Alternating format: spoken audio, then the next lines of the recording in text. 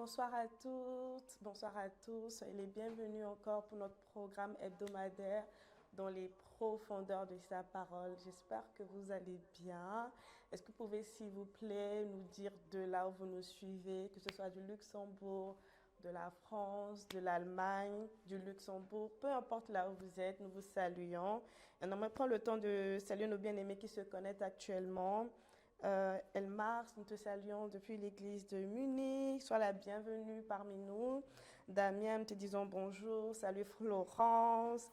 Salut Isidore. J'espère que vous allez tous bien, que vous avez passé un bon début de semaine. En tout cas, nous bénissons le Seigneur pour sa présence dans nos vies, pour ce qu'il fait au travers de sa parole. Et je crois véritablement que nous sommes toutes les bonnes personnes au bon endroit pour écouter la parole que le Seigneur a pour chacun de nous. Amen. Alors, bonsoir, Aubin, depuis ICC Munich. Je vois que vous êtes nombreux depuis Munich. J'aimerais vous demander une petite faveur, c'est de partager le lien autour de vous. Partagez-le dans vos groupes WhatsApp, sur vos statuts, sur Facebook, partout, afin que plusieurs personnes puissent se connecter et également bénéficier de ce que Dieu a prévu pour nous en cette soirée. Amen. Bonsoir Herman, bonsoir Christian depuis ICC Luxembourg, bonsoir Binos, bonsoir Anne-Marie. Soyez tous les bienvenus. Bonsoir Jasmine. J'espère que tout le monde va bien et que vous êtes prêts pour la parole que Dieu a pour nous en cette soirée. Amen. Donc j'aimerais nous inviter à avoir auprès de nous une Bible parce que nous allons dans les profondeurs de sa parole. Donc il est évident qu'on ait à côté de nous les instruments que nous allons utiliser, une Bible, un carnet, un stylo de quoi noter, afin de ne pas rater toutes les révélations, toutes les paroles d'encouragement, toutes les paroles édifiantes que le Seigneur veut nous partager au travers de son serviteur en cette soirée. Alors bonsoir Cynthia, depuis l'église de Luxembourg, sois la bienvenue parmi nous. Bonsoir Karel, depuis l'église de Munich. Je vois qu'il y a beaucoup de personnes de Munich connectées parmi nous. Gloire à Dieu pour vos vies. Continuez de partager le lien autour de vous afin qu'une multitude de personnes soient bénies. Amen. Amen. Alors, sans plus tarder, nous allons nous disposer. J'aimerais inviter chacun de nous à se disposer pour ces quelques minutes afin de pouvoir élever la voix vers le Seigneur en action de grâce. Nous voulons dire merci au Père pour ce moment qu'il a choisi. Merci de ce qui permet que nous soyons au bon endroit en cette soirée, car nous savons que le Saint-Esprit veut nous faire du bien. Alors élevons nos voix, rendons-lui toute la gloire en cette soirée. Amen. Seigneur notre Père, nous voulons te dire merci. Merci Seigneur pour les profondeurs de sa parole. Merci pour ce rendez-vous divin que tu nous accordes. Seigneur, tu nous invites vers toi ce soir et nous voulons te dire merci. Nous nous sentons comme des maris qui ont choisi, Seigneur, d'être auprès de toi et de recevoir la part qui ne nous sera point ôtée. Père, nous te rendons grâce pour ce privilège que tu nous accordes de passer du temps dans ta présence, de passer du temps dans ta parole, de passer du temps, Seigneur, à tes pieds pour t'écouter. Et nous prions véritablement que nos cœurs soient disposés. Cher Saint-Esprit, nous t'invitons au milieu de nous. Nous te recommandons ce moment. Que ta présence nous fasse du bien. Que ta présence vienne parmi nous et change notre système de pensée. Que ta présence vienne parmi nous et ôte le joug qui n'est pas le tien, Seigneur. Nous te supplions cette soirée. Permets-nous tout simplement d'être disposés, d'avoir les cœurs ouverts à toi et à entendre ce que tu as pour nous dans le nom puissant de Jésus. Nous avons ainsi prié et rendu grâce. Amen. Amen, amen. J'espère que vous êtes dans la joie, que vous avez hâte d'écouter ce que nous avons préparé juste pour vous en cette soirée. J'aimerais savoir qui sont ceux qui étaient là mercredi passé pour le lancement de notre grande rentrée dans les profondeurs de sa parole. Alors, si vous avez été bénis, est-ce que vous pouvez lever la main sur Zoom et dire combien vous avez été bénis? Nous allons lire vos commentaires, donc n'hésitez pas. Nous sommes en famille, nous sommes tous là pour pouvoir apprendre. Si vous avez des questions, si vous avez des interrogations, si vous avez un apport, si vous avez envie de lire la Bible avec nous, n'hésitez pas, le chat est là pour ça. Notez vos commentaires, notez vos questions. Nous allons prendre le temps de les lire et d'y répondre. Amen. Amen, amen. Donc, on continue de saluer nos bien-aimés qui se connectent. N'oubliez pas de partager le lien. Je vous en prie, il faut que beaucoup de personnes viennent à la table du Seigneur, tout simplement pour écouter sa parole. Amen. Bonsoir Lydie. Lydie lève la main pour nous dire comment elle a été bénie par l'enseignement du mercredi dernier. Nous avons lu la parole du Seigneur dans le livre de Luc sur la parabole du fils prodige. Amen.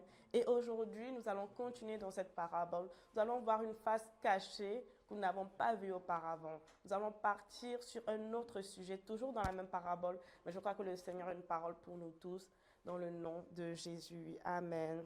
Amen. Bonsoir Audrey, bonsoir Zaviera, depuis ICC Luxembourg. Mettez s'il vous plaît d'où est-ce que vous nous suivez, ça nous fera vraiment plaisir de vous saluer.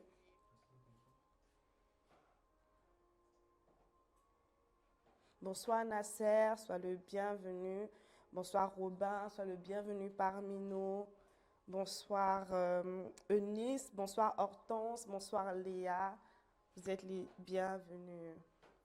Merci de nous honorer de votre présence. Donc, encore une dernière fois, partagez le lien autour de vous, dans les groupes WhatsApp, sur vos statuts, sur Facebook, partout, partout, partout.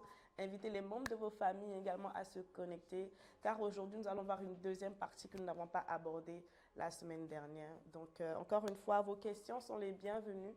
Sentez-vous libre de les écrire. Sentez-vous libre aussi de lever la main dans le nom. Voilà.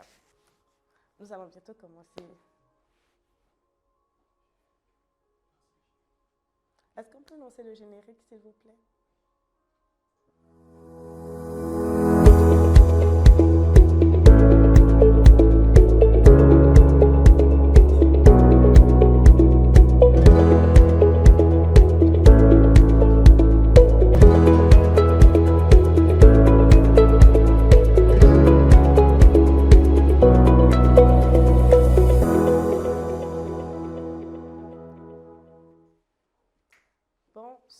Nous sommes là. J'espère que vous êtes tous connectés, que vous avez vos Bibles à côté de vous, un carnet et de quoi noter. Alors, nous allons saluer notre berger, le pasteur Martial, qui est présent parmi nous. Bonsoir, pasteur. Bonsoir, Rebecca. J'espère que vous allez bien. Par sa grâce, ça va. Comment s'est déroulé votre début de semaine? Ça va, par sa grâce. Nous rendons grâce. Pasteur, est-ce que vous êtes prêts? Est-ce que vous êtes dans l'excitation? Est-ce que vous êtes dans la joie de pouvoir nous partager cette deuxième partie sur la parabole du fils prodige? Prêt, c'est un grand mot. Alors, on va dire qu'on se rend disponible pour le Saint-Esprit. Amen, amen. Parce que c'est lui qui fait. Amen. Nous croyons que le Saint-Esprit est parmi nous et qui va nous inspirer tout simplement à pouvoir puiser dans sa parole, à pouvoir aller dans les profondeurs, à pouvoir comprendre les choses cachées, que véritablement le Saint-Esprit nous donne la révélation et qu'à partir de ce soir, véritablement les choses puissent changer dans nos vies, aller de l'avant par la puissance de sa parole. Amen. Nous ne voulons pas négliger ce moment. Donc, je nous encourage à nous disposer, à être concentrés, à laisser toute forme de distraction autour de nous et à véritablement nous approcher de la parole de Dieu avec un cœur humble, un cœur disposé à recevoir ce qu'il a pour nous. Amen. Amen, pasteur. Donc, sans plus tarder, nous allons commencer. Déjà, nous voulons vous dire merci d'avoir répondu à notre questionnaire. Nous avons véritablement reçu les réponses par rapport au questionnaire que nous avons envoyé, pasteur, sur la parabole du fils prodige. Donc, sans plus tarder, nous allons y aller. Est-ce que la régie peut projeter, s'il vous plaît, notre sondage? Il y avait plusieurs questions sur quelle attitude auriez-vous eu si vous étiez à la place du fils aîné? Est-ce que vous allez accueillir votre frère étant dans la joie et que vous allez accueillir votre frère étant dans la tristesse? Donc, nous avons plusieurs réponses. Okay. Également, quel est le regard que nous avons sur les biens matériels? Que pensons-nous de l'héritage? Okay. Donc, nos bien-aimés ont pris le temps de répondre à tous ces slides. Donc, nous allons prendre le temps de lire.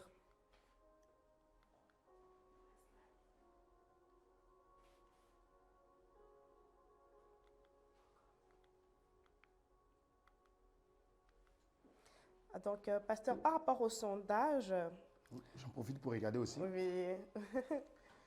Par rapport au sondage, pasteur, nous avons eu quelques pourcentages que je vais prendre le temps de lire un par un. Alors, nous avons eu un total de excusez-moi, juste pour mieux voir, un total de 5,9% de personnes qui ont dit, sincèrement, je ne sais pas comment j'aurais réagi. J'étais à la place du fils aîné. Ok. Nous avons un total de 23,5% qui ont répondu, je me serais énervé contre lui. Ok. C'est des réponses Énervé sincères. contre le petit frère. Contre le petit frère. Ok. Nous avons un total, il y a ex-aequo pasteur, 29,4% qui ont dit « Je me serais réjoui ». Et il y a aussi 29,4% de personnes qui ont avoué « Je n'aurais rien dit, mais j'aurais eu de mauvaises pensées ». Donc, bien aimé, nous vous remercions d'avoir répondu à ces questions sincèrement. Et voilà, pasteur. Donc, en toute sincérité, Là, il les réponses. y a beaucoup de... Donc, je dis 29, c'est ça? Tu peux répondre encore 29 ou 100, 29 ou 103 fois, c'est ça? On a un total de 23,5%. 23 et 29, 29 deux fois. Oui, et 29 deux fois. Juste 5% ont dit je ne sais pas comment j'aurais réagi. Ok. Ouais. D'autres ont dit sincèrement je ne sais pas. D'autres ont répondu très honnêtement j'aurais mal réagi. Et ça, c'est les 23% qui disent elle a mal réagi. 29,4%, pasteur. Ok. Ok. Waouh. C'est révélateur en tout cas. C'est vraiment révélateur. Et moi, ce qui m'a touché, pasteur, c'est ceux qui ont répondu je n'aurais rien dit, mais j'aurais eu de mauvaises pensées dans mon cœur. Rien dit, mais eu de mauvaises pensées dans le cœur. Oui. Waouh. En tout cas. Bonsoir à tous. En tout cas, merci pour vos retours. C'est très édifiant. Ça montre comme des fois, on est tous confrontés à ces gens de... On peut être confronté à ces genres de situations. Et il est important d'avoir ce retour-là. Donc vraiment, je vous remercie personnellement et aussi au nom de l'équipe ici. Merci d'avoir fait ces retours-là qui vont nous permettre de voir comment on peut aller expliquer, aller en profondeur par rapport à ces retours. Et donc, voilà, quel que soit là où vous êtes connecté, vous êtes à la bonne fréquence, Amen. sur la bonne chaîne, Amen. sur le bon lien Zoom. Amen. Et comme la Bible dit, là où 2 ou 3 sont assemblés en son nom, il est là. Et le Saint-Esprit est là ce soir pour nous faire du bien, Amen. pour parler à nos cœurs, pour nous étirer et pour nous amener à être les personnes que le Seigneur a prévu que nous soyons. Amen. Donc, je rends grâce à Dieu pour ça. Amen. Amen. Voilà, je vous salue, quel que soit là où vous êtes. On est ensemble. On est vraiment ensemble. Donc, on va... Je crois qu'il y avait une question, c'est ça? Oui, pasteur, il y a une question, une toute première question qui a été posée. Alors, pasteur, j'ai une question. Quelqu'un aimerait savoir, il a dit, Jésus étant le fils aîné de Dieu, comment pense-t-il le fait que Dieu puisse nous pardonner sans cesse malgré nos péchés? Aurait-il eu la même grâce que nous s'il avait failli? Point d'interrogation. Il dit, là, il parle de Jésus. Il dit, Jésus étant le fils aîné. Oui. Comment pense-t-il le fait que Dieu puisse nous pardonner? Comment pense-t-il prend-il ou pense-t-il que Dieu peut nous pardonner? Pardonner sans cesse. Comment Jésus pense? Oui. C'est un peu tordu quand même. Hein? Parce que si on prend la comparaison... Ou bien comment nous on pense? Non. Comment est-ce que Jésus comment le prend? Comment Étant Jésus le prend? Aîné, ok. Étant le fils aîné qui est toujours resté auprès du Père. Ok. Qui a toujours servi le Père. Comment prend-il le fait que nous, étant ses petits frères, nous puissions constamment pécher et que le Père nous pardonne sans cesse? La différence, elle est très claire. La différence est claire et nette. La Bible dit dans Jean chapitre 1, verset 1er, qu'au commencement était la parole. Et la parole était avec Dieu et la parole était Dieu. Amen. Et tout ce qui a été créé par la parole. Amen. Ok? Et la parole était la lumière du monde. Après, il a dit que la parole est venue dans le monde. Oui, la parole. Ok? Donc, on ne peut pas prendre ces deux points-là, cette question sur le même axe que l'enfant prodigue et Jésus. C'est deux choses totalement différentes. Jésus, c'est l'image du Dieu visible, du Dieu invisible, en Jésus sur terre. Amen. Mais dans Jésus, il y a Christ, qui est la personne véritable qui était en Jésus. Quand Jésus a vécu jusqu'à 30 ans, il n'a rien fait parce que le Saint-Esprit, le Christ qui est dit loin, n'était pas encore arrivé. OK? Et donc, si on parle de Jésus-Christ ici, on parle de celui dont le résident est Christ. Amen. Et ce résident-là, qui est le véritable, parce que nous sommes tridimensionnels, nous sommes esprit qui habite dans un corps et qui possède une âme. Amen. Non, le corps, c'est l'enveloppe. OK? Le corps, c'est l'enveloppe. Et donc, on va dire ici, comme Jésus, c'est l'enveloppe terrestre que Christ a utilisée. OK? Voilà. Et donc,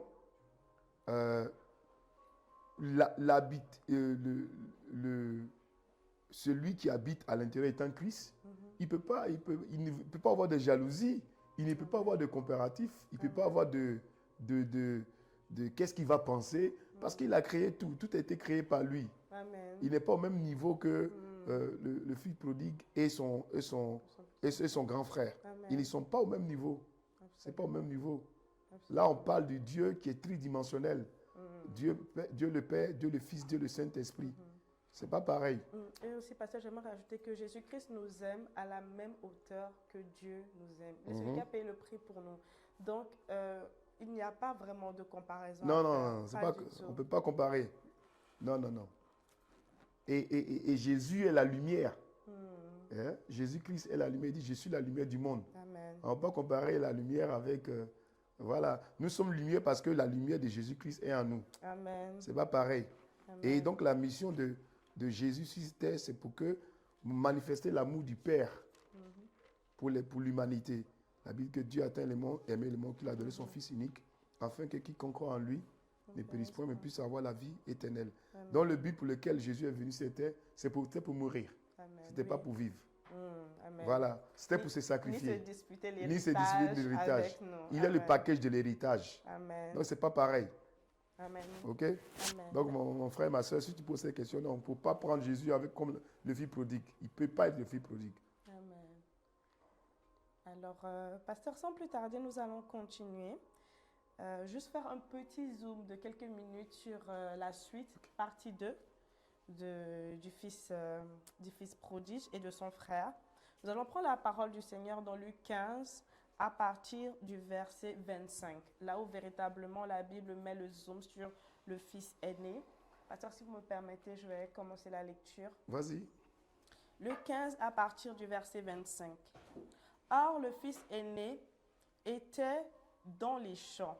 Lorsqu'il revint et approcha de la maison, il entendit la musique et les danses. Il appela un des serviteurs et lui demanda ce que c'était. Ce serviteur lui dit, « Ton frère est de retour et parce qu'il l'a retrouvé en bonne santé, ton père a tué le veau gras. » Il se mit en colère et ne voulut pas entrer. Son père sortit et le pria d'entrer. Mais il répondit à son père, « Voici, il y a tant d'années que je te sers sans avoir jamais transgressé tes ordres, et jamais tu ne m'as donné un chevreau pour que je me réjouisse avec mes amis. Et quand ton fils est arrivé, celui qui a mangé ton bien avec des prostituées, c'est pour lui que tu as tué le veau gras. » Verset 31, « Mon enfant, lui dit le père, tu es toujours avec moi, et tout ce que j'ai est à toi. Mais il a fallu bien s'égarer et se réjouir, et se réjouir, parce que ton frère que voici était mort et qu'il est revenu à la vie, parce qu'il était perdu et qu'il s'est retrouvé. » Amen. Amen. Amen. Amen, amen, amen. Très bien. Oui, on avait pris une partie, on n'avait pas tout terminé. J'aimerais qu'on relise encore Tu as quelle version? C'est la version Louis Lui II. second, pasteur. Voilà. Si on peut lire la version Semeur, s'il te plaît. Tout de suite.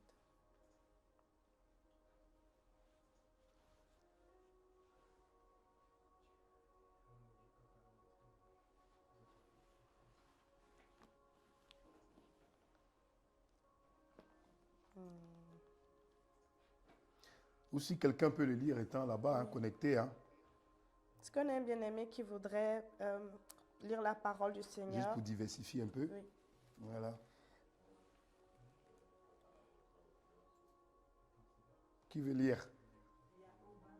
Bon, Aubin, tu peux lire, hein, si tu veux.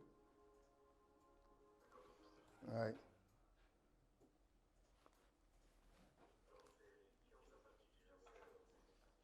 Oui.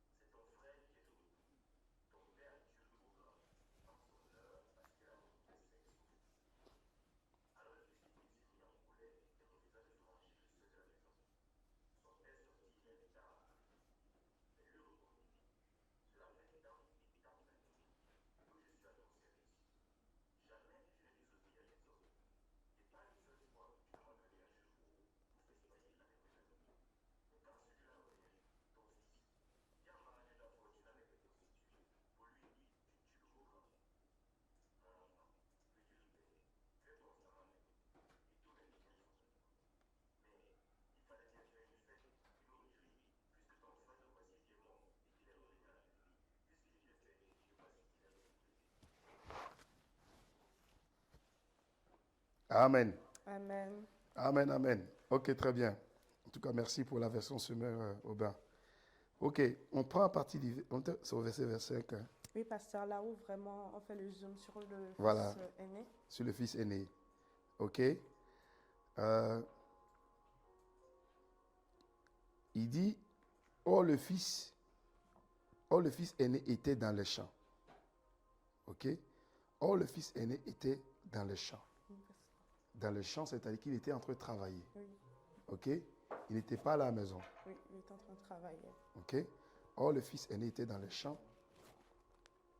Lorsqu'il revint et approcha de la maison, il entendit la musique et les danses. Ok. Oui. Il a entendu qu'il y avait une festivité. Ok. Il appela l'un de ses serviteurs et lui dit, qu'est-ce qui se passe? Le serviteur lui dit, ton frère est de retour. Ton frère est de retour. Parce qu'il l'a retrouvé en bonne santé. Non seulement qu'il est de retour, mais il est en bonne santé. Amen. Ton père a tué le veau gras. La réaction du fils aîné, la Bible dit, il s'est mis en colère. Pasteur, la colère est une émotion normale, n'est-ce pas? Oui, c'est une émotion. D'abord, il n'y a pas d'émotion qui n'est pas normale. Toute émotion dégage de la personne. Okay? Oui, c'est une émotion de l'état de ton âme. Oui, Okay? exactement. Mais il y a un point ici, premièrement, qui attire mon attention. C'est que on lui a dit que ton frère a été retrouvé. Il ne s'est pas réjoui du fait qu'on a retrouvé son frère. Oui. Est-ce que vous me suivez? Il ne s'est pas réjoui du fait que son frère est retrouvé.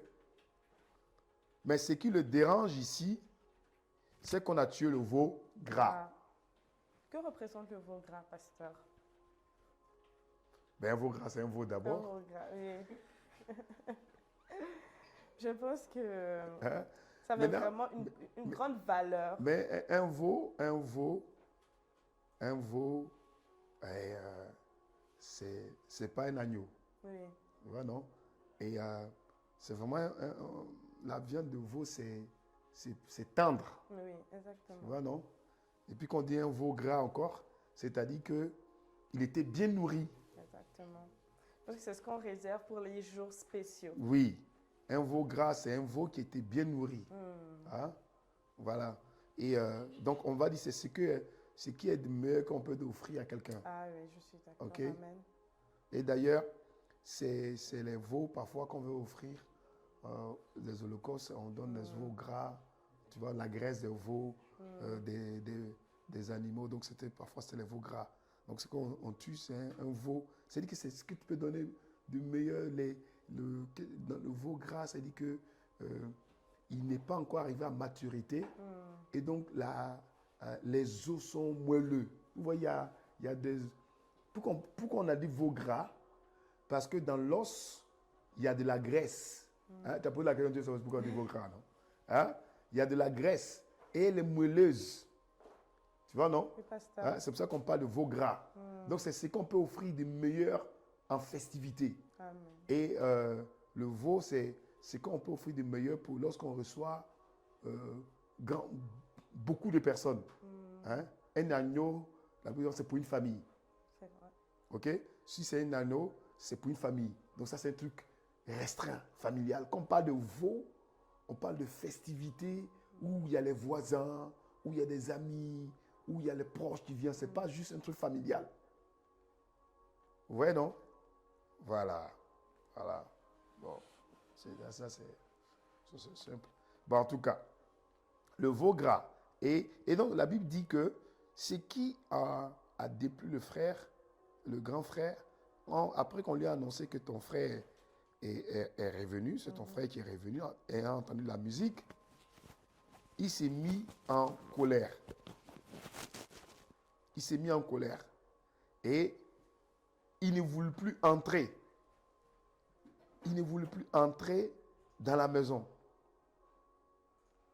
Ça montre à quel point il était extrêmement déçu, extrêmement en colère. Non, si on retourne dans l'historique, ça nous explique que le père a partagé les biens.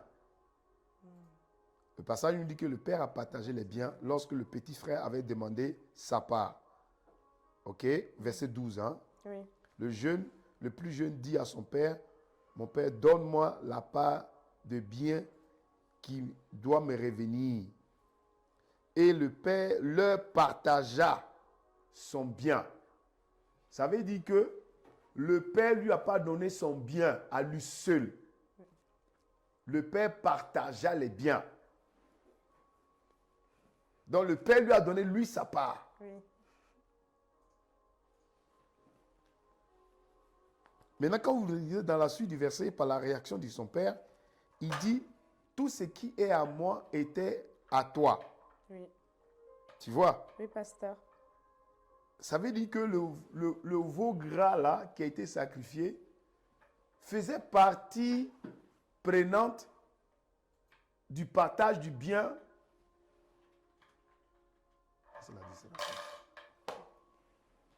Du partage du bien de ce que le Père a donné.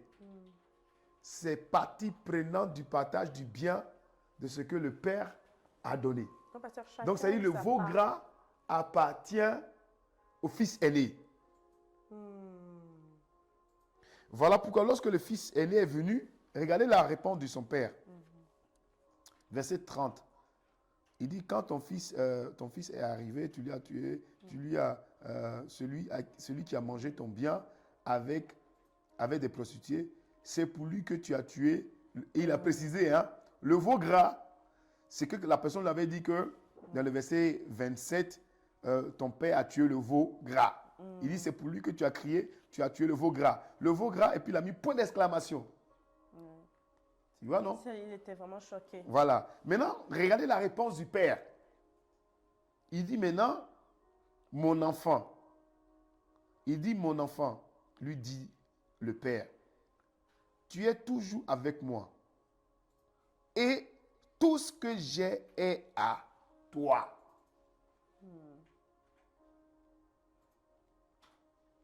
Il dit, tout ce que j'ai est à toi. Ça veut dire que quand le père avait partagé les biens, il avait donné l'autre partie pour le fils, puisqu'il a partagé son héritage. Il a partagé son bien. Donc tout ce qui est resté là, comme bien matériel, à part le bien de la bénédiction du père, tout bien matériel, rappelez-vous qu'on avait vu là prochainement, le fils a demandé l'héritage, le père ne lui a pas donné l'héritage, le père lui a donné les biens. Les biens, exactement. Ce n'était pas la parole. C'était pas, voilà, c'était pas l'héritage, c'était les biens. C'était les biens. Parce que l'héritage, tu reçois après la mort. Oui. Amen. Ok? C'était le bien. Et le bien que le père avait, qui est resté là, était le bien qu'il avait légué à son fils. À son fils. Quand il a partagé, il a donné une partie au petit, au jeune. Le jeune fils est parti avec. Et ce qui est resté était partie totale, intégrante du fils. Amen. Mais encore sur la couverture du père. Oui. Parce qu'il était toujours présent. Voilà, vous l'avez dit, tout ce qui est à moi est à toi. Parce que dans le verset 12, j'avais déjà partagé les biens. Et j'ai donné la part du petit frère. Et tout ce qui restait était à ta part. Puisque j'ai deux héritiers. Le plus petit et le plus grand. Pasteur, est-ce que vous suivez? Pasteur, on suit. Ok? Donc, ça veut dire ici que le grand frère avait le bien, mais il ne l'utilisait pas. Pasteur, vu sa question, est-ce que ce n'est peut-être pas parce qu'il cherchait l'approbation avant de pouvoir jouir de ce qui était déjà à lui? Parce que quelque chose qui est à toi, mais dont tu ne prends pas possession, c'est comme si tu es voilé, c'est comme si tu n'as pas compris que c'est à toi. Il aurait pu prendre une initiative, mais c'est comme s'il attendait le go ou l'approbation de son père avant de faire quoi que ce soit. Et pourtant, c'était déjà à lui, mais il ne savait pas. Ou soit il savait, mais peut-être que il n'a pas pris possession Pourquoi? vraiment. Écoutez, regardez le passage bien. Le fils, le petit frère, il avait une connaissance. Lui, au moins, il avait une lumière. Mais ce n'était pas une lumière qui allait l'aider. Mais il avait une connaissance. C'est que lui, il a parlé déjà d'héritage. Il a dit que le père lui envoie l'héritage. Lui donne son héritage. Vous voyez? Oui, pasteur. Le grand frère, et donc je reste d'abord sur le petit frère. Si le petit frère dit qu'on lui donne l'héritage, ça veut dire qu'il connaissait plus ou moins son identité, qui il est. Parce que tu ne peux pas réclamer ce qui est à toi si ce n'est pas qui tu es. Exactement. Ton positionnement. Ton identité. Donc, le premier volet ici, c'est que le petit frère connaissait son identité mieux que le grand frère. Pasteur, il y a Aubin qui dit dans le chat qu'il a une contribution à donner, une pensée à partager avec nous. Oui, je termine et puis je vais prendre ça. Le petit frère avait la connaissance de son identité. Et c'est sur base de la connaissance de son identité, il a réclamé son dû, mais pas au mauvais moment. Pas au bon moment. Exactement. Donc au mauvais moment. Il savait que c'était à lui. Donc c'était d'abord l'identité. Le petit frère avait la connaissance de son identité, mais par contre le grand frère avait zéro connaissance de son identité. Le petit frère a fonctionné comme fils. Le grand frère a fonctionné comme serviteur. Quand un serviteur n'hérite pas. Exactement. Un serviteur ne prend pas possession des biens de son maître. Il n'y a que les fils qui prennent possession. Qui peuvent hériter. Ils peuvent hériter. Amen. Le serviteur, lui, tout ce qu'il reçoit, c'est un salaire. C'est un salaire que le serviteur reçoit. Le fils, il n'a pas un salaire. Il a plus qu'un salaire. Il est héritier. Amen. Donc, il n'a même pas besoin d'être payé. Ce qui est son père est à lui déjà. Il peut se servir comme il veut. On voit qu'il avait vraiment une confiance en lui pour pouvoir réclamer ce qui lui était dû, même si c'était un mauvais moment. Et donc, le petit frère, c'est vrai que il a posé un acte qui montrait d'être égocentrique, qui voulait faire l'orgueil de la vie, De patience la aussi. convoitise, La convoitise. la cupidité. Mais on ne peut pas reprocher au petit frère sa sagesse de connaître qui il est. La preuve en est, lorsqu'il y a eu tout ce qu'il y a eu, et puis il est rentré en lui-même, il est revenu. Amen. Il a eu la sagesse de revenir. Il est revenu. Amen. Mais par contre, le grand frère ici, vous voyez, le grand frère, lui, il n'avait pas de connaissance de son identité. Malgré qu'il était auprès du Alors Père qu'il tous était les auprès jours. du Père tous les jours. Tous les jours. Qu'est-ce que ça veut dire? Ça veut dire que tu peux être chrétien, être à l'église tous les jours, venir au culte tous les jours, être dans tous les programmes de tous les jours, et puis ne pas connaître ton identité. Ton identité n'est pas le fait d'appartenir à une église. Tu peux être un Impact sans chrétien, ce n'est pas ça qui va faire de toi ce que tu dois être. Non. Impact sans chrétien sera le moyen par lequel Dieu va utiliser pour te donner ton identité. Amen. L'identité, c'est la première des choses que tout chrétien doit savoir. Le petit frère, lorsque étant connaissant son identité, il a connu le cœur du Père. Parce que la preuve en est, il a dit, je préfère aller et être esclave de l'esclave de mon Père. Il n'a pas vu son Père comme un Père fouettard. Exactement. Oui. Il n'a pas eu peur de revenir. Il n'a pas eu peur de revenir. Parce qu'il connaissait son identité. Il connaissait aussi l'amour que son père le portait. Il connaissait son identité, mais toujours est basé sur son Père. Amen. Amen. Parce que ce que tu es est toujours par rapport à ton référentiel. Amen. Amen. À qui t'identifies-tu? À qui regardes-tu? Quand on dit qui es-tu, c'est pas qui es-tu, on dit tu viens d'où, tu viens de qui? Qui est ta couverture? Les fils portent le nom de leur père. Voilà, mais quand on dit qui es-tu, je dis qui es-tu, tu as dit Rebecca. Rebecca, c'est pas ça. Hein? C'est à loco. Oui, c'est à loco. Voilà. Et donc, ton référentiel, c'est pas Rebecca. Exactement. Parce que les Rebecca, il y en a 70 millions. Ouais. Donc, qui es-tu? C'est ton père, ton origine, ta source. Est-ce que vous me suivez?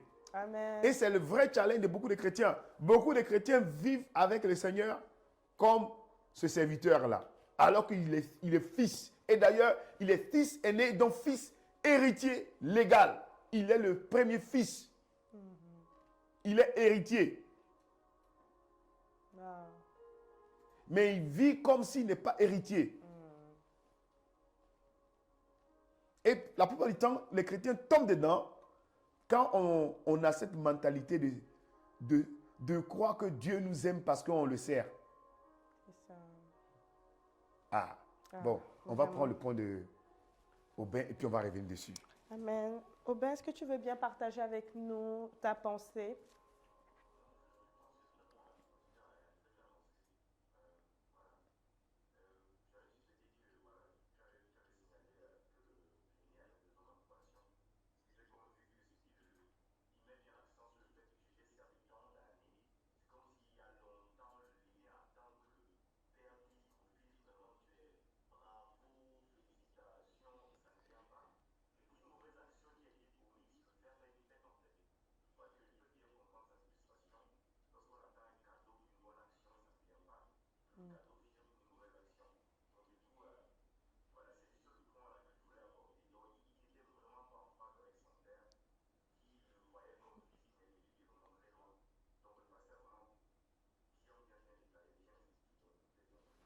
Ok, Amen. très bien. Merci.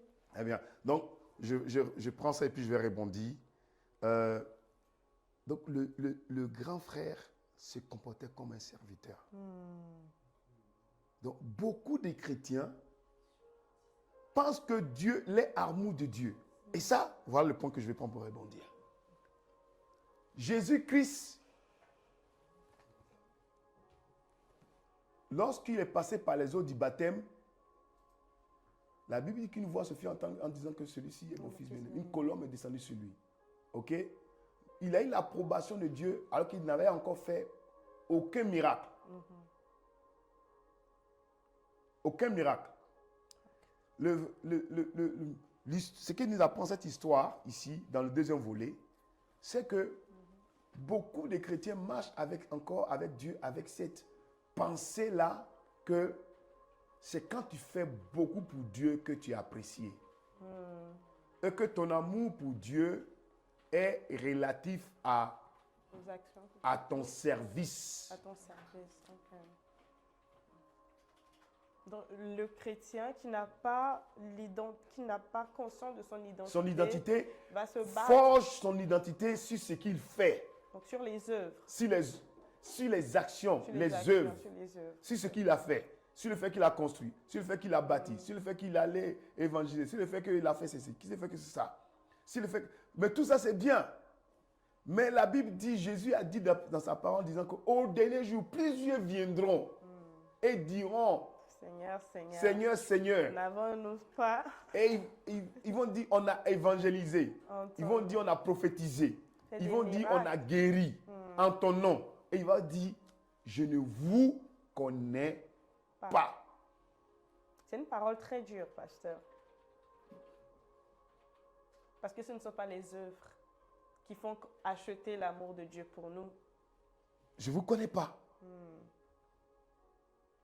Ok? Mais en d'autres cas, je ne vous connais pas, ça veut dire que je ne m'identifie pas à vous.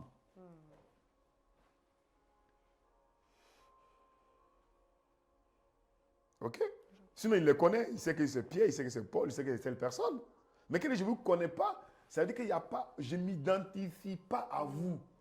Il n'y a pas de relation d'amitié? Oui, il y a le point relation, mais c'est plus dans le fait que je ne me vois pas en vous. C'est pour ça que je ne vous connais pas. Mais parce qu'ils ont prophétisé en son nom. Ils ont chassé les démons en son nom. Si les démons sont partis, c'est que les démons ont vu Christ en eux. Vous me suivez, non? Vraiment ce sentiment d'appartenance. C'est l'identification. Amen. Donc ça vient de l'identité. Que Dieu illumine les yeux de nos cœurs, vraiment. Vous voyez? Sur cette parole. Et donc, beaucoup de chrétiens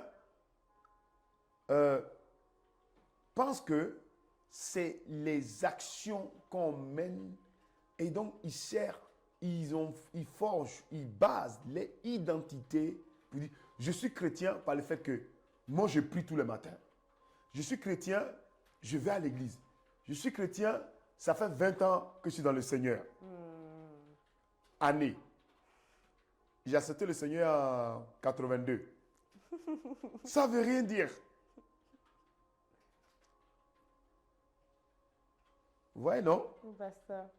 Et donc, ici, ce passage-là, le deuxième volet, nous parle de l'identité. Ça met en exergue l'identité du chrétien. L'identité du chrétien, ce n'est pas basé sur le service. Amen. C'est basé sur une alliance. Amen. Sur une alliance. OK? L'alliance de sang. Bon, mais regardez ensemble. Regardons ensemble, tu vas voir l'alliance de sang. Le Père le dit. De manière voilée, mais il le dit. Il dit, Verset 31, pasteur. Il dit, mon fils, hein, mon enfant. Quand tu dis, là, vous voyez là, quand il dit mon enfant, un enfant, il dit mon enfant, lui dit le Père, tu es toujours avec moi. Et tout ce que j'ai est à toi.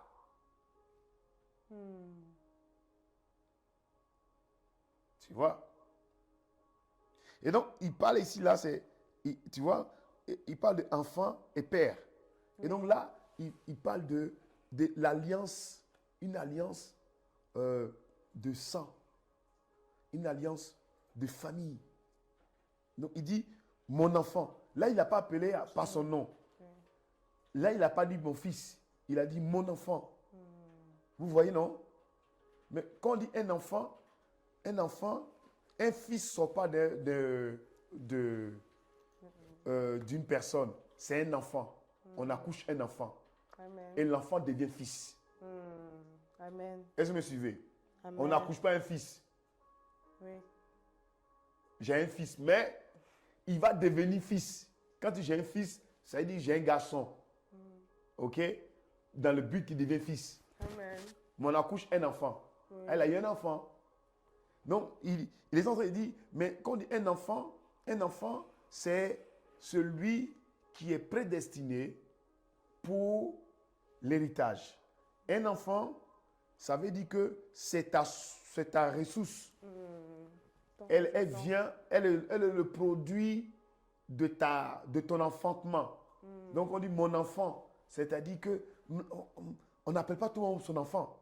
Quand il dit mon enfant, c'est-à-dire que si tu es mon, j'ai envie de dire, tu es sorti de moi. Oui, il y a un lien de, il parle là, quand il dit l'enfant, il y a un cordon ombilical qu'il est en train de parler. Il y a une alliance de sang. Voilà. On peut retrouver. Exactement. Donc, quand il dit mon enfant, il est en train de parler ici d'une alliance de sang. Et donc, il dit, mon enfant, tu es toujours avec moi. Tu es toujours avec moi. Parce qu'en vérité, pour un papa, un père, quel que soit l'âge de l'enfant, il reste toujours enfant. Amen. Parce qu'on peut le témoigner dans nos familles. Peu importe l'âge qu'on a, on reste toujours des enfants aux yeux de nos parents. Donc, mon enfant, tu es toujours avec moi. Amen. OK? Amen. Et donc, ça nous dit quoi? Ça nous dit que on doit savoir que quand le Père a dit on est devenu enfant de Dieu, on est toujours son enfant. C'est ce que le petit-fils, le petit frère avait compris, que je suis toujours l'enfant de papa. Même si j'avais fait des erreurs, je suis toujours son enfant. Amen. La preuve en est, quand le Père, l'enfant a vu quand il venait au retour, il n'a pas vu son serviteur, mais il a vu le papa sur la route. Un enfant qui ne connaît pas son père, il a vu son papa sur la route, mais il va faire demi-tour. Logiquement, toi, tu allais délapider l'argent et tu veux rentrer en catimini. La première personne que tu vois sur la route, c'est le papa. Wow. Si tu ne connais pas ton papa, la première action, c'est de rentrer dans la brousse.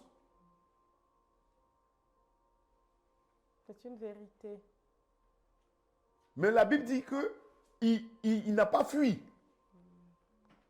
Le Père s'empressa de venir. Ils se sont croisés. Amen. Waouh! Donc, quelque part, l'enfant, le petit là, il avait quand même dose de sagesse. Oui. Mais seulement qu'il avait laissé son cœur être séduit.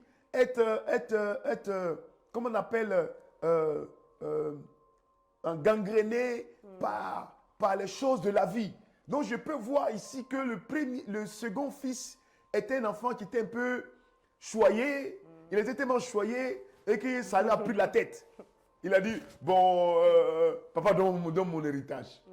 Parce que s'il dit l'héritage, ça dit que le fils, il avait notion qu'une fois son papa lui a parlé d'héritage. Oui. Parce que tu ne peux pas dire quelque chose que tu ne connais pas. Parce que le cœur du Père était ouvert envers ses deux enfants. Envers ses deux enfants. Vous me suivez, non? Amen. Et donc le petit, il avait quand même une dose de sagesse. Bon, c'est relatif. Mais il avait quelque chose que son grand frère n'a jamais eu. C'est que lui connaissait au moins son identité. Il connaissait aussi le Père. Bien sûr, il connaissait son identité par le fait qu'il connaissait son père. Amen. Dieu illumine les yeux de nos cœurs. Parce que tu ne peux pas parler de ton identité si tu ne connais pas ton père. Amen. Sa source. Il connaissait son identité par rapport à son père. Il connaissait son père. Donc le fait d'avoir connu son père bien, il se connaissait. Donc il avait son identité. Amen. Amen. Nous rendons gloire à Dieu. Et ce passage nous révèle un peu que le petit frère là, il n'avait pas l'habitude d'aller dans le champ. Il ne travaillait pas. Il était toujours à côté de papa, il était toujours à la maison. C'est vrai. Ouais. Oh oui, parce que en parlant de ça, ça me donne une image. C'est-à-dire que le fils aîné s'était toujours comporté comme étant le serviteur, celui qui allait travailler. Oui. Mais le petit frère a choisi, disons, de rester auprès du père, de le connaître, de savoir ce qui lui est, connaître le cœur du père, connaître ses pensées, savoir ce que le père avait en réserve pour lui. Oui, tout c'est ça. Il est resté à côté. Un peu comme le cas de Joseph. Amen, amen. Il était toujours entre les souliers de son papa. Vous me suivez, non? Amen. Voilà. Ok, on prend des questions. Il me semble qu'il y a des questions. Il y a Aubin qui, parmi nous, a une question. Non, on a déjà pris Aubin, on prend quelqu'un d'autre. Kenny? Aubin, on t'a déjà pris. Miséricorde pour toi.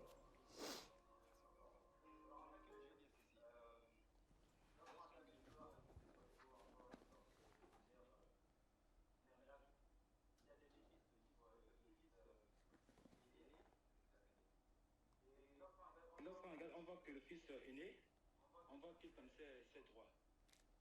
Mais le fils aîné, il connaissait ses devoirs. Donc, est-ce que l'on doit dire que le fils aîné, notamment le fils aîné, lui, en fait,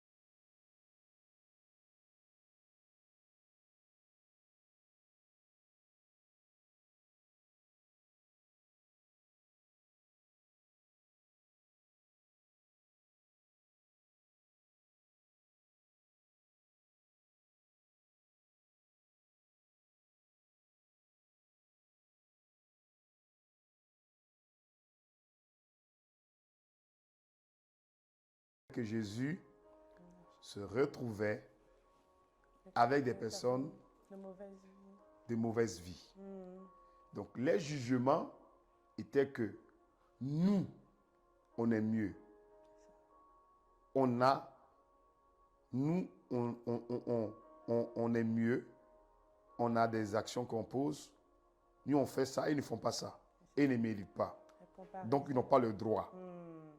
C'est ça. Nous, on te sert. Nous, on sert Dieu. On connaît la parole. Et ils ne servent pas Dieu. Exactement. Et donc, ta réponse est dans la question. Jésus a donné les deux éléments pour nous donner ce que le cœur, où est placé le cœur du Père. Amen. Sans autant négliger l'un des deux aspects. Ok? Si on regarde bien la parabole où il dit, c'est le verset 15, hein? Il dit la parabole, il dit, tous les publicains et les gens de mauvaise vie s'approchaient de Jésus pour l'entendre. Et les pharisiens, les scribes, murmuraient, disaient, cet homme accueille des gens de mauvaise vie et mange avec eux. C'est ce qu'on a vu là. Hein? Oui. Et c'est ainsi, il est dit cette parabole. Ok? Un homme avait 100 brebis, une s'égare, il laisse les 90 autres. 99 autres pour aller chercher l'autre brebis qui est égarée. Ok? Il donne encore la parabole de la femme qui avait 10 drachmes et qui, elle n'en perd qu'un seul. Elle nettoie toute la maison pour retrouver ce seul qui est perdu. Et lorsqu'elle le retrouve, elle appelle ses amis pour venir célébrer.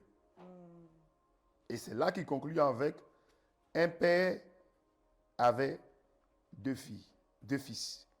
Un homme avait 2 fils. Le plus jeune, le plus âgé. Donc, il est en train de dire quoi? Il est en train de dire, Jésus est en train de mettre l'accent sur quoi? L'accent pas sur le service. L'accent sur l'appartenance. L'accent sur qui a droit au salut. Amen. L'accent sur qui a le droit de devenir enfant de Dieu. Qui a le droit d'avoir accès à Jésus. Ok? Et dans ce contexte-là, ce n'est pas le service. C'est l'alliance, c'est l'appartenance. Voilà. Ce n'est pas le service. Ok? Amen. Parce que si je prends la parabole des 100 brebis, 90 autres, les 99 ne se sont pas égarés. Exactement. Elles sont restées Elles sont restées dans la bergerie. dans la bergerie. Mais- Qu'est-ce que le seul là, il a fait et puis s'est égaré? On va dire peut-être que c'est une brebis compliquée. Exactement. Pourquoi les 99 autres sont pas perdus? Toi, tu t'es perdu. Toi, quel genre de brebis tu es? Et toi, tu t'es perdu. Et quand tu es perdu, tu as vu les autres ne sont pas suivis. Exactement. Mais la Bible dit qu'il laisse les 99 autres pour aller chercher celle qui est perdue. Comme le cœur du berger. Donc, il parle du cœur du berger, bien sûr. Il parle de la manifestation de l'amour de Dieu en ce qui concerne donner accès, appartenance, devenir enfant de Dieu. Vous voyez, non? Vous voyez? Exactement. Ok? Voilà. Et donc, ici, ce n'est pas le devoir, c'est le droit. Parce que les pharisiens ont jugé Jésus par rapport au devoir. Ils mènent une mauvaise vie. Exactement. Ils n'ont pas une bonne vie. Pourquoi être avec eux? Mais ce n'est pas parce qu'ils n'ont pas une bonne vie qu'ils n'ont pas le droit d'avoir Jésus. Amen, amen, amen, amen. Amen. Hein, Kenny? Tu suis maintenant? Qu'ils n'ont pas le droit d'avoir Jésus. Jésus est venu aussi pour les gens qui n'ont pas de bonne vie. Amen, c'est ça. C'est comme si le salut était mérité par les œuvres. Par les œuvres. Alors que le salut, ce n'est pas un mérite, c'est un don de Dieu. Amen. C'est une grâce de Dieu. Amen. Amen. Parce que si on va ramener ça dans un contexte humain, généralement, les hommes, malheureusement, se jugent quand ils regardent les autres et se disent « Ah, moi, j'ai le Seigneur Jésus, moi, je vais à l'église, je sers dans un département, je fais ci, je fais ça. » L'autre ne le fait pas. Donc, par conséquent, Dieu m'aime sûrement plus que l'autre. Voilà pourquoi quand on voit que peut-être ces personnes-là qui, avec un cœur sincère, se donnent entièrement à Dieu, Dieu est capable de faire des choses extraordinaires avec eux, plus que même toi qui pensais être à un niveau. Donc, je pense que c'est aussi la sagesse de Dieu de nous amener à l'humilité, de nous dire que, attention, c'est vrai que tu me connais peut-être depuis 5 ans, 6 ans, mais avec une seule personne qui revient à moi, je peux faire de très grandes choses. Effectivement. Et je rebondis encore que, effectivement, juste pour parler de droit, c'est la même parabole que son serviteur, le pasteur Christian, a utilisé encore le dimanche. Amen. D'autres qui sont venus à la première heure et puis ils avaient les salaires et ils se sont plaints que les autres qui viennent d'arriver, on leur donne la même chose que eux. C'est ça. C'est ça. Ils se plaignent que pourquoi ils viennent d'arriver et ils reçoivent le même salaire que nous. Donc ils n'ont pas le droit d'avoir. Et puis le maître dit, mais vous êtes jaloux, ça vous fait mal si je suis bon avec les autres. Est-ce qu'on ne s'est pas entendu que on va vous donner telle somme? Oui. Maintenant, si je donne à d'autres qui viennent d'arriver, où est le problème? Il une question d'incompréhension, une question de jalousie. Tout ça, ça naît dans le cœur de l'homme, pasteur, comparé aux autres. Alors que Dieu nous aime tous de la même manière. Dieu fait du bien au bon comme au mauvais. Il reste Dieu. Et dans sa bonté, dans son amour qui manifeste, il attire à lui ceux qui sont perdus, les personnes de mauvaise vie. C'est pour ça que servir, d'accord, il faut servir Dieu. Mais si Jésus a pris 30 ans avant de commencer à servir, ça veut dire qu'il ne faut pas se précipiter. Amen, amen, amen. Il ne faut pas se précipiter. On sert toujours, c'est vrai qu'on sert avec la grâce qu'on a. Comment un enfant peut servir quand il y a un enfant qui naît, tout le monde aide. Mais il est important que il faut le faire sur la base de l'alliance, c'est-à-dire de la paternité. Amen. C'est-à-dire du fait que tu fais partie de la maison. Amen, amen. Le sentiment d'appartenance. Et non du fait que, comme tu sais, comme tu fais, alors tu fais partie de la maison.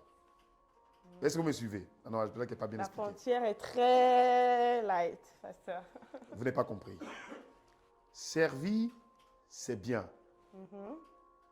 Servir, c'est bien. OK? Et je dis que, comme dans une famille, même un bébé qui vient, qui naît, s'il a un autre bébé qui le suit après, il va aider pour donner la couche. Il va aider pour donner le lait. C'est ça. Il va aider pour porter. Mais quand il le fait, il ne le fait pas il ne le fait pas pour avoir une appartenance. Oui. Il le fait parce que il fait partie de la famille. Il appartient déjà. Il appartient déjà. Donc c'est naturel de aider. Amen. C'est naturel de servir. Amen. Ce n'est pas le service qui le qualifie. C'est parce qu'il est qualifié qu'il sert. Amen, amen. Vraiment, Dieu illumine les yeux de nos cœurs. Donc ce n'est pas le service qui le qualifie. C'est parce qu'il est qualifié par son alliance, dans son appartenance dans la maison de Dieu qu'il sert. Amen. Et même s'il ne sert pas, il est toujours appartenant. Il est toujours dans l'alliance. Amen. Amen. Nous comprenons Et vous me pas. suivez, non? Amen, pasteur. Amen. Parce que si on a cette casquette de serviteur, c'est là que... Parce que derrière le serviteur, il y a toujours un salaire. Wow. Amen. S'il y a un service, c'est qu'il y a une rémunération. Amen, amen. C'est vrai. Vous me suivez, non? Oui, pasteur. Et donc, cette pensée de service, si elle vient avant l'identité de la personne, elle va amener les gens à être quoi? À développer en eux de la jalousie, de la compétition, de la colère comme on a pu le voir avec le frère, avec le grand frère. On te dit ton frère est perdu, il était mort et il est revenu et encore plus, il est en bonne santé, il y a la fête. Quand on est tué le veau gras, comment tu peux te plaindre? Comment tu peux rentrer en colère? Et à cause de ça, il va dire, il ne rentre pas dans la maison. Dans la maison qu'il a l'habitude de lui de rentrer. Oui. On dit ton petit frère est revenu et il est en bonne santé. On a tué le veau gras. Réjouis-toi d'abord.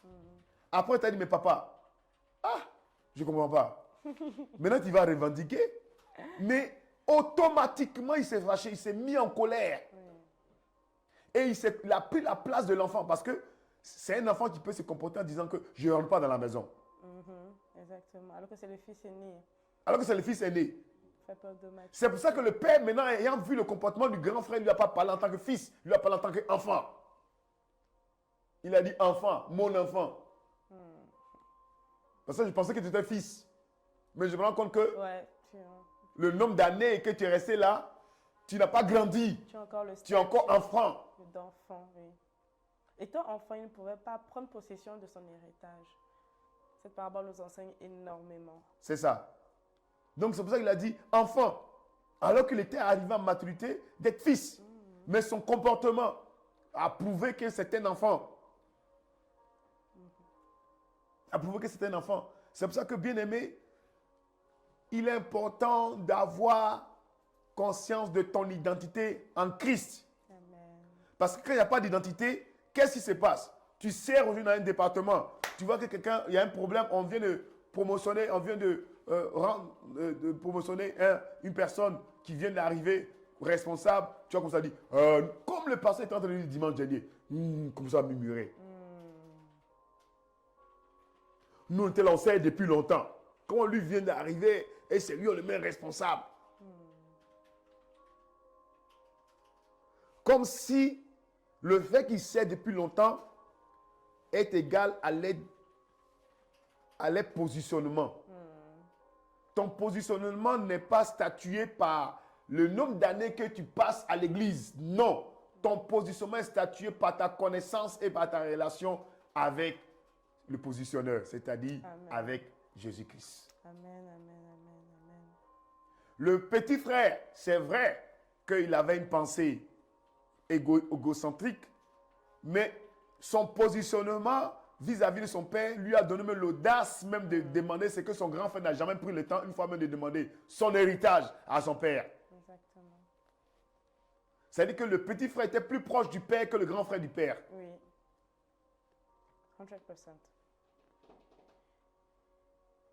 Est-ce que vous me suivez? Amen. C'est pour ça qu'il est important de connaître d'abord, de t'attacher à Dieu.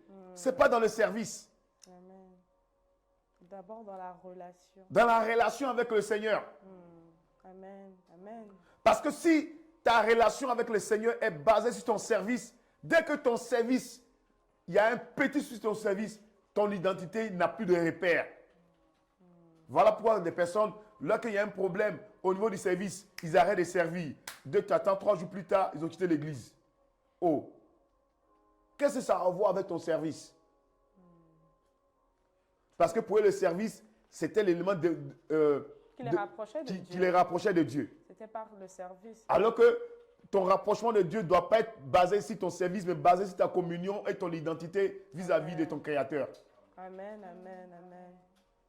Amen. Voilà. Donc je prie que cet après-midi, que tu reviennes, que tes yeux s'ouvrent et que tu comprennes ton identité. Amen. Et une bonne chose qu'on peut apprendre encore de cet enfant, c'est du jeune fils, malgré tout ce qui s'est passé, malgré les erreurs, malgré les fautes, il a pris courage de revenir à son père. Amen. Et il a pris courage parce qu'il est conscient que son père n'est pas un père fouettard. Amen. Son père est un père d'abord. Amen, amen, amen, amen. Amen. Que toutes les personnes qui s'étaient éloignées à cause des erreurs qu'ils ont commises. Donc je prie Dieu que le Seigneur te restaure. Amen. Et qu'il te ramène Amen. Amen. à être conscient de ton identité. Amen. Voilà pourquoi l'histoire d'identité est beaucoup challengée. Si 100% des chrétiens, il y a plus de 60 qui ne connaissent pas les identités. C'est vrai. C'est aussi parce que le monde dans lequel nous vivons est beaucoup basé sur la performance. Oui. À l'école déjà, à la maison. C'est que tu es aimé quand tu ramènes de bonnes notes. Tu es plus apprécié quand tu ne fais pas les bêtises comme tes frères. Donc, sans le faire exprès, c'est comme on cherche cette forme de perfection. Mais alors que quand on vient au Seigneur, on est, comment on va dire, formaté. Déjà avec ça, prédisposé. Prédisposé à ça. Donc, on cherche à gagner l'amour de Dieu. Alors que la Bible nous dit que nous l'aimons parce qu'il nous a aimés le premier. Donc, je pense qu'il y a vraiment un mécanisme à changer dans notre système de pensée parce que même étant enfant, on cherche à gagner l'amour de nos parents, malgré qu'ils nous aiment déjà, en fait. parce que même avant que nous ne naissions, ils ont déjà préparé la chambre, acheté les habits que nous allons porter. Nos parents préparent tout pour nous. Ils sont même plus inquiets pour notre réussite que nous ne sommes pour nous-mêmes. Bien avant même que nous ne naissons. Certains dès qu'ils naissent, etc. Mais dans un monde autant compétitif, à l'école, au travail, tout ça, c'est comme si je sais que Dieu m'aime, mais je veux quand même lui montrer que je l'aime aussi, vous voyez. Ou bien, je vois comment Dieu bénit mon frère ou ma soeur, donc automatiquement, je me mets en forme de, peut-être c'est parce qu'il sert plus, peut-être c'est parce qu'il connaît le pasteur, peut-être c'est parce qu'il fait ci, donc ça fait naître... Le faire. Voilà. Je vais faire pour être. C'est ça, je vais faire pour être, il faut que, voilà, moi aussi je sois plus active dans le service, comme ça Dieu va me voir et me bénir. Alors que les choses ne fonctionnent absolument pas comme ça. Très bien. En tout cas, ce que je peux vous encourager, c'est d'être conscient de votre identité. Amen. D'être conscient de votre positionnement à Jésus-Christ. C'est ça qui fait la différence. Jésus-Christ, il était conscient de son identité en Christ, en Dieu. Il était charpentier. Comme je l'ai dit là, charpentier, ce n'est pas le meilleur job. Hein. Dans les charpentiers, ils font tout, hein, tout ce qu'on fait avec du bois. Ils font les toitures des maisons. Hein? Mais ils font aussi les cercueils. Hein? Oui. Lui-même, il est mort sur du bois. Hein? Ils font tout ce qu'on fait avec du bois. Ils font des portes, ils font des fenêtres. Les charpentiers. Hein? C'est vrai. C'est un métier à risque aussi parce qu'on utilise des instruments assez dangereux, des scies, voilà. Tout ça. Ça vient avec ses risques. Voilà. Et donc, il pouvait être né dans une société, dans une famille où il avait fait des études, des grandes études, tout ça. Oui, non?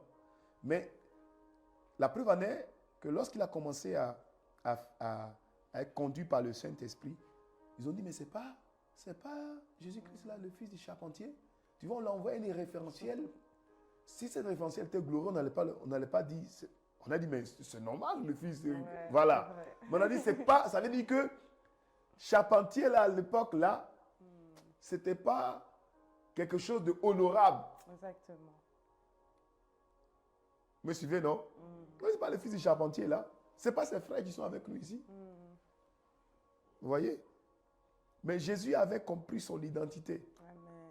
Et c'est pour ça qu'il est important... Ce passage nous montre ici notre identité. La facette de l'identité, de se baser sur qui nous sommes et non ce qu'on fait d'abord. C'est ce que nous sommes d'abord. Nous sommes d'abord co-héritiers de Dieu, héritiers de Dieu, enfants de Dieu, sacerdoce royal. Nous sommes le peuple choisi de Dieu. Nous sommes enfants de Dieu, créés à son image et à sa ressemblance. Et maintenant qu'on est conscient de ça, maintenant cette conscience-là va nous amener maintenant à agir, à faire, à manifester. Et c'est pour ça qu'il a dit au fils aîné, mais tout ce qui est à moi et à toi, si le fils était au courant que tout ce qui était à lui, au père, était à lui, il aurait déjà mangé le veau gras. C'est-à-dire, il avait envie de ce veau gras-là. Mais il attendait que son père lui donne, alors que son père avait déjà partagé l'héritage, les biens. Et tout ce qui était resté était pour lui. Et son cas-là nous explique encore que il n'avait pas de relation avec son papa. Oui, exactement. La seule relation avec son papa, c'était le service. Il était même dans les champs. Va prendre ça, va faire ça, viens comme ça, c'est fini. Et sa deuxième chose, ça veut dire que le fils aîné, il ne posait pas de questions.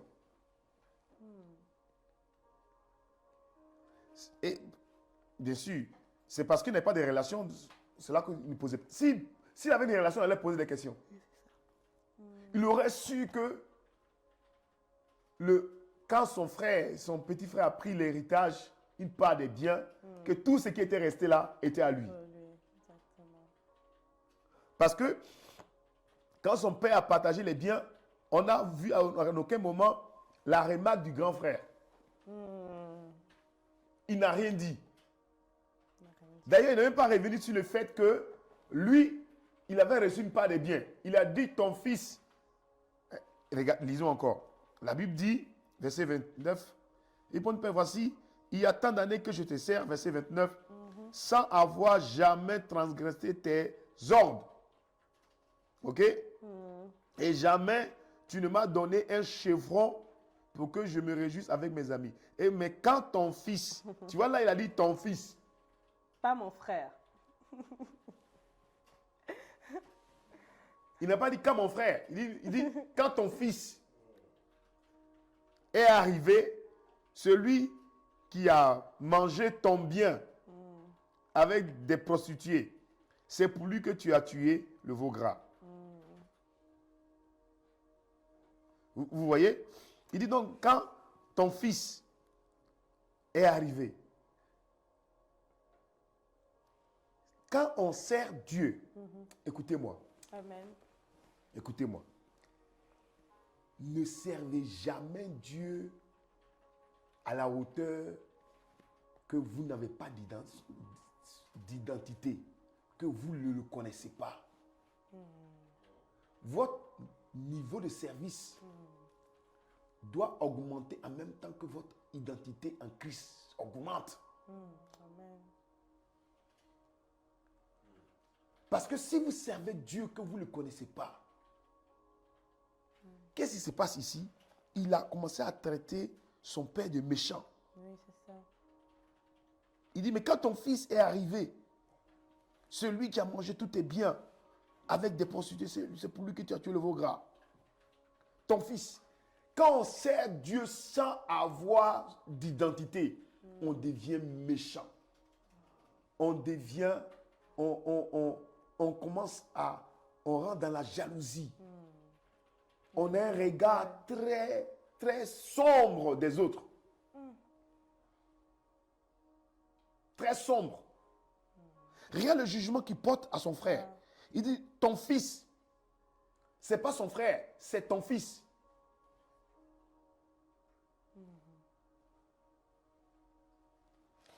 C'est pas ton frère, c'est ton fils. Oui, pasteur. Et donc, bien aimé, il est important de chercher à connaître qui tu sers. Ne sers pas Dieu dans la dimension que tu ne connais pas. Amen.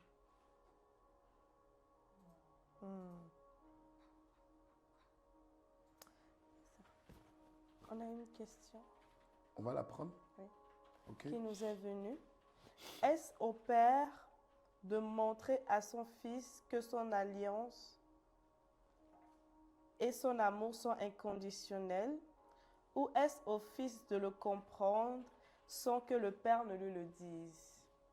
Donc, je vais faire une deuxième lecture.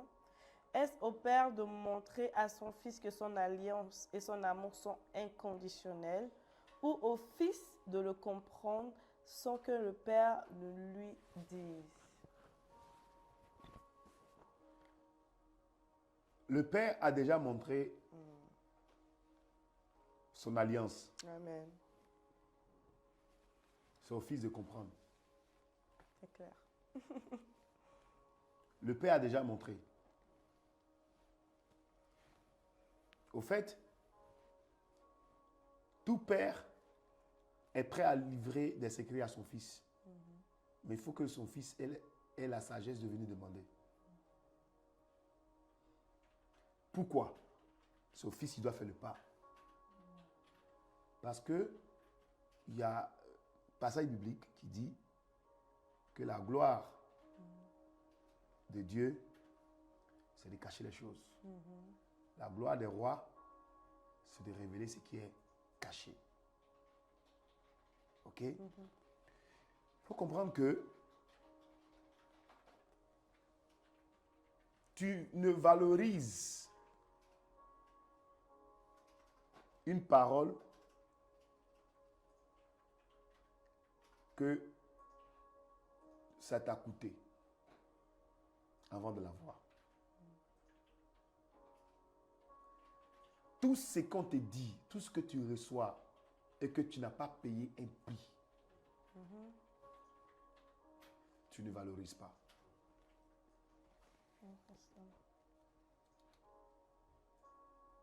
Tu ne valorises que ce qui a du prix.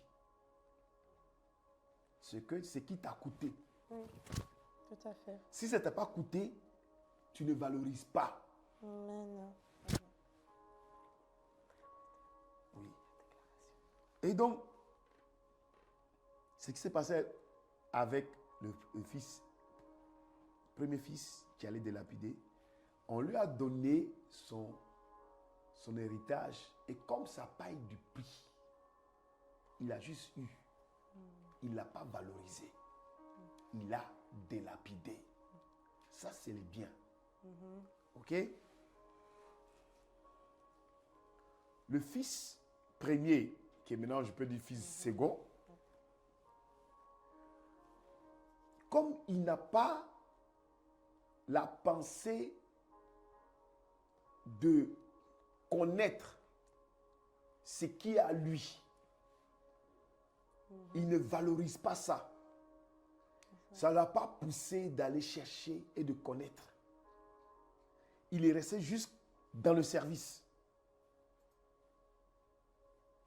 C'est cette connaissance-là qui a poussé son frère de demander son héritage. Le petit frère. Mais c'est ce manque de connaissance-là qui a pas poussé le grand frère de connaître. Et donc, il n'a pas valorisé ce qu'il avait. Il n'a pas été conscient que la brebis, le troupeau, tout ce qui est ici, qui travaille, il travaillait à son propre compte parce que tout ce qui est resté là, c'était à lui. Pasteur.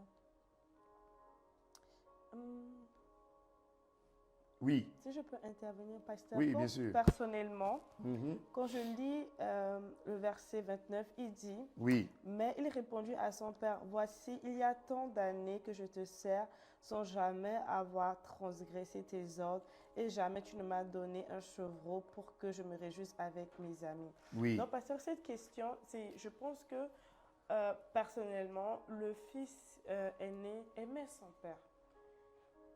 À mon avis, on est là pour partager. Je pense qu'il aimait son père parce qu'il avait en lui la volonté de lui plaire en le servant et en ne transgressant pas ses ordres. Mais je pense qu'il n'a pas, il a manifesté son amour par le service, mais il n'a pas connu les désirs de son cœur, du Père, pour pouvoir se rapprocher de lui et de connaître ce qui lui est dû. Exactement. Mais parce que dans ce cas, je pense que le fils aîné cherchait l'approbation aussi de son père en lui disant « Bien joué, je vois tes efforts, tu me sers, je te vois fidèle dans les champs, etc. » Il cherchait ces paroles peut-être de valorisation. Mais sauf que il n'a pas reçu ça. Je pense que c'est ce qui a créé en lui la colère quand il a vu que son petit frère a hérité du veau gras qu'il voulait lui. Donc c'est comme si en fait, il disait au père « Tu aimes mon petit frère plus que moi, alors que moi, j'ai fait de meilleures choses. J'ai une meilleure image que mon frère. » Donc, pasteur, comment est-on dans ces chaussures du fils aîné qui se dit « Je sers vraiment mon père, je lui témoigne de ci, ça. » Mais c'est comme si ce n'était pas ce que le père voulait de lui. Comment faire, pasteur? On l'a dit, hein, c'est parce qu'il n'a pas cherché à connaître le père. Okay. S'il avait connu le Père, il aurait connu le cœur du Père. Amen. Parce que connaître une personne, ce n'est pas connaître juste son nom. Connaître une personne, c'est connaître son cœur. Amen, amen. Voilà pourquoi la seule personne que tu nous connais véritablement, c'est Dieu. Amen. Et c'est lui qui connaît notre cœur. La Bible dit que l'homme regarde à l'apparence, mais Dieu sonde les cœurs. Amen.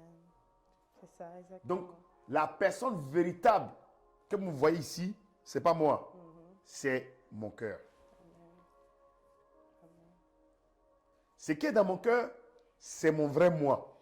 Amen. Je peux avoir le sourire, je le souris, en train de sourire, mais tu ne sais pas ce qui est dans mon cœur. Mais ce qui est dans mon cœur, c'est le véritable. Voilà pourquoi la Bible dit, c'est de l'abondance du cœur que la bouche parle. Amen. Donc, ce n'est pas de l'abondance des actions. C'est ça. c'est le cœur. C'est le cœur. Lui, il a cru que le cœur du Père est attaché aux actions. Donc, s'il fait d'abondance action, Père l'aimera. le Père l'aime. Mais le Père n'a pas dit qu'il ne l'aime pas. Le Père n'a pas dit qu'il ne l'aime pas. Le Père lui a juste dit, c'est pas toi seul que j'aime. J'aime autant, je t'aime autant comme je t'aime, j'aime l'autre. Exactement. Donc si l'autre qui était perdu, on l'a retrouvé, si tu me connaissais, tu allais te réjouir comme l'autre, comme je me réjouis pour l'autre. C'est ça. Et la preuve est que, comme tu ne te réjouis pas, c'est parce que tu ne me connais pas. Tu ne me connais pas. Et donc, je prie cet après-midi, ce soir, que le Seigneur t'amène à un cœur nouveau. Amen. Il a dit dans Ézéchiel, j'enlèverai le cœur de pierre. Je te donnerai un cœur de chair Amen. pour pouvoir obéir à mes ordonnances et à mes commandements. Amen. Seigneur, je prie ce soir, dans le nom de Jésus, toute personne sur le son de ma voix qui avait été polluée, dont son cœur était pollué, qui a été attristé par les situations de sa vie, par son passé, par son adolescence, par, Seigneur, sa vie de jeunesse, quel que soit là où il s'est retrouvé, par les situations qu'il a traversées et qui ont pollué son cœur, et qu'aujourd'hui, tout ce qu'il fait, il le fait juger sur son service. Et aujourd'hui, tout ce qu'il fait est basé sur son service.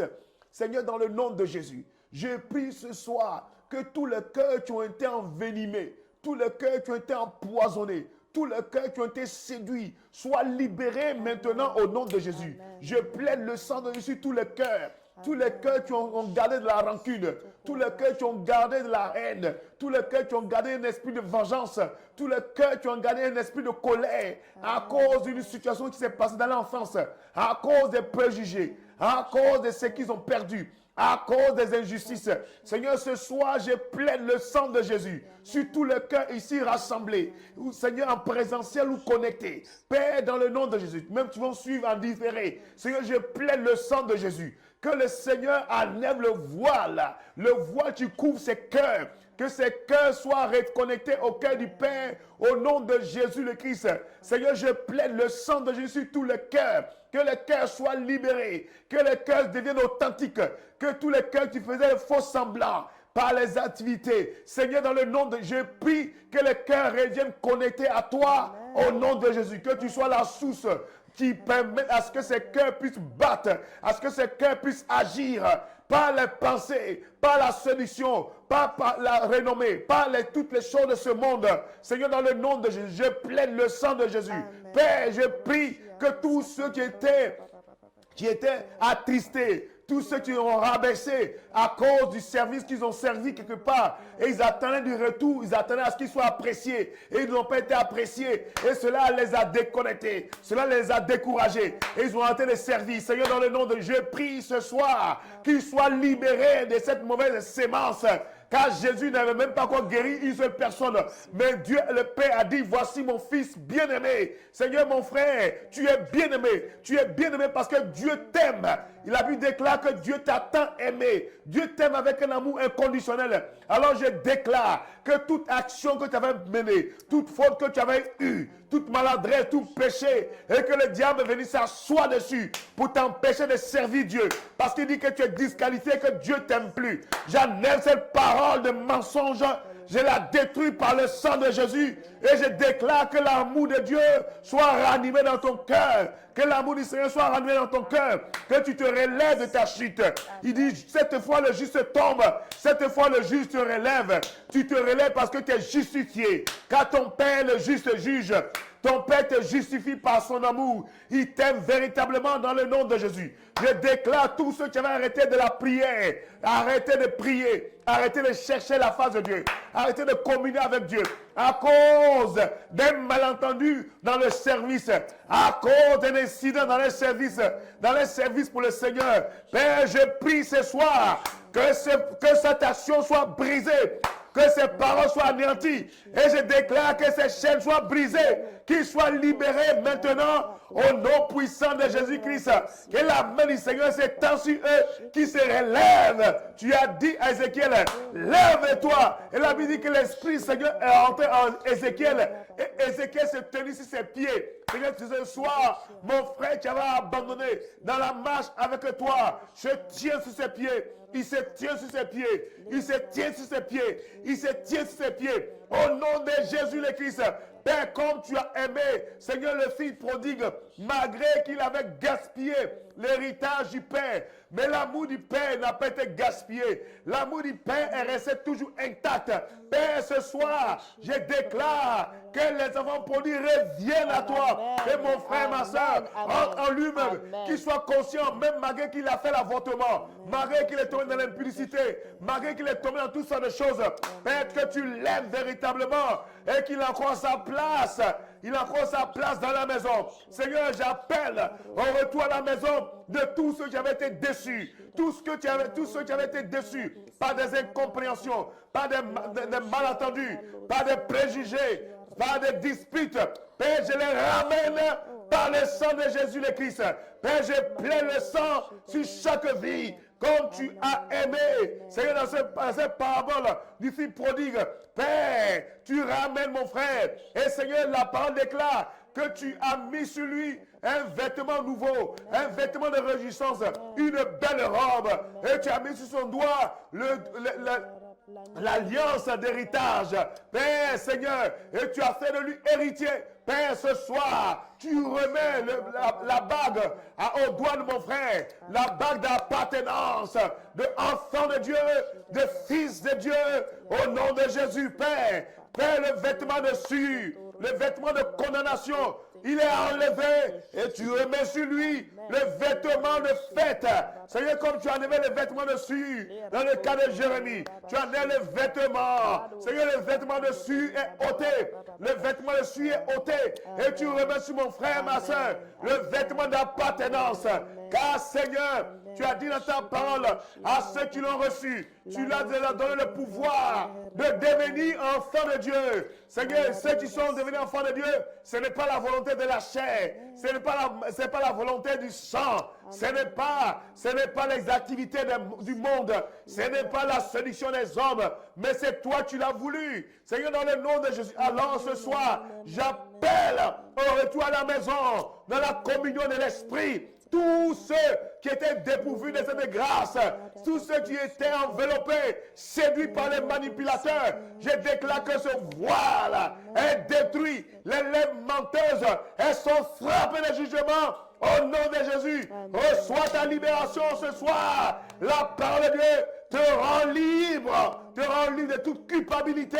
Au nom de Jésus, je déclare que désormais, tu t'approches avec assurance devant le trône de la grâce. Au nom de Jésus-Christ. Merci Seigneur pour ta grâce. Dans le nom de Jésus-Christ, on va ainsi prier. Amen. Amen. Ah. Alléluia. Amen. Voilà. Nous rendons grâce à Dieu, pasteur, pour ces paroles, déclarations. Et nous croyons véritablement qu'une multitude de personnes connectées ont été touchées. Amen, amen. Et que le Saint-Esprit fera son œuvre dans la vie de toutes les personnes qui ont vraiment besoin de pouvoir revenir à la maison. Alléluia. De ne pas avoir peur. Amen. Croyons que toute forme de culpabilité dans le cœur est ôtée. Amen. Que toutes les personnes éloignées reviendront. Amen. J'ai envie de dire, reviens à la maison. Amen. Quel que soit ce qui s'est passé, reviens. Amen. Mais si tu penses que tu as tout cassé, tu n'as rien cassé. Amen. Reviens. Amen. Reviens à la maison. Amen. Si le fils prodigue qui avait pris son héritage, il a pu revenir à la maison, toi reviens à la maison. Amen. Et j'ai envie de dire aussi à toi qui es à la maison, ce qui est à toi est à toi, n'attends pas. C'est à toi, c'est toi de ce qui est à Dieu, ce qui est à Dieu est à toi. Tu es son héritier, tu n'as pas besoin qu'il te donne. C'est à toi, tu es la lumière et la lumière doit briller. Tu es le sel doit impacter. Donc n'attends pas que le Seigneur te dise de le faire.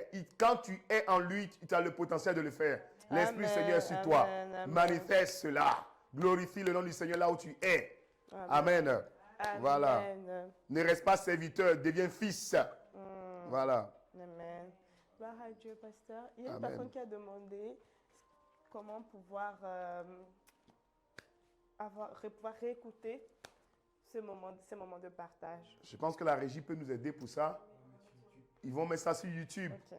Donc, on va mettre ça sur YouTube. Voilà. Donc, vous aurez le lien YouTube d'ici peu. Vous pouvez avoir l'opportunité de réécouter cela Amen. et de le partager. Amen. Voilà. Amen. Gloire à Dieu. Et assurément, ça va édifier quelqu'un. Amen. Voilà. Amen. Amen. Donc, sur ce, on s'arrête là pour ce soir. Oui, on s'arrête là pour ce soir. Voilà. Nous allons prendre le temps de saluer nos bien-aimés Amen, amen, et leur amen. dire merci. Merci pour votre participation. Merci Débordé d'avoir de 6 minutes. partagé Voilà. le lien autour de vous. Donc, nous vous saluons, nous vous disons à la semaine prochaine. Donc, à la semaine prochaine, à la même heure, par la grâce de Dieu. heure. Et je crois qu'il y a un sondage aussi, c'est ça ou c'est Oui, bon? nous allons envoyer aussi un sondage. Ok. Donc, il y aura un sondage qui va être envoyé. Non, c'est la fin. C'est la fin. Ah ben voilà. Excusez-moi. Non, C'est la fin de cette parabole. Nous Donc, aurons une nouvelle on aura une nouvelle parabole la semaine prochaine. la semaine exactement. prochaine. Oui. Donc, après toi. Et à la suite de ça, qu'il y aura un sondage qui sera envoyé. Voilà. Amen. Donc c'est à la suite de ça qu'il y aura un sondage. Donc, préparez-vous. On est ensemble. On gagne Amen, ensemble. amen, amen. Et à la Merci. semaine prochaine, que le À la Seigneur vous semaine bénisse prochaine, que le abondamment. Seigneur vous bénisse. Et n'oublions pas le programme de la semaine. Hein. Le programme de la semaine. Ah oui, pour ceux qui sont au Demain. Luxembourg, je le dis, je prends en même temps. Pour ceux qui sont au Luxembourg, on aura un programme ce vendredi, un enseignement sur les combats spirituels. Wow. Voilà. Les combats spirituels. Voilà. On aura un Mais enseignement étant parce que armé. ton frère là combat trop de manière Chanel les choses. Donc voilà, le Seigneur va nous accorder la grâce Amen. d'enseigner sur le combat spirituel. Et c'est quoi le combat spirituel? C'est quoi le vrai combat spirituel? Et comment on l'aborde cela? Et comment on sort victorieux du Amen. combat spirituel? Amen. Parce que pas confondre un combat charnel et un combat spirituel. Tout n'est pas spirituel, s'il vous plaît. Voilà. Amen. Amen. OK? Amen. Merci à tous. OK? Donc voilà, on est ensemble, on gagne ensemble. On est ensemble. Soyez On bénis. gagne ensemble. Voilà. God bless you. Peace. Peace. Et à mercredi prochain, À même mercredi heure, sur la même prochain. chaîne. Voilà. Soyez bénis. Au revoir. Au revoir. Au revoir. Au revoir. Au revoir les mini-quoi. Ils étaient nombreux. Hein? Ils étaient nombreux les mini-quoi. Les mini-quoi. Hambourg aussi. Hambourg. Oui, Hambourg. Luxembourgeois. La grande famille de Luxembourg. Ouais, très bien, soyez bénis. Les Berlinois aussi étaient là. Hein? Ouais. Je ne vous ai pas oublié. Hein? Et les gens par contre, les gens de Bremen, je ne les entends pas. Vous êtes là? Vous étiez là? Miséricorde. Ah là là là, on ne vous entend pas là. On a les Berlinois aussi qui Hein? sont présents. Alléluia, Bremen est là. Ok. En tout cas, Gloire à soyez bénis, vous tous. Voilà. Amen, Donc, on s'est dit amen. à mercredi prochain, par sa grâce, Amen. Au pour une nouvelle revoir. réplique avec un nouveau programme sur une nouvelle parabole. Par la grâce de Dieu. Amen, Et amen, priez pour amen. moi que le Seigneur continue à m'inspirer. Oh, c'est pas Amen. évident. Voilà. Ok, on laisse la régie mettre un fond musical. Voilà. À bientôt.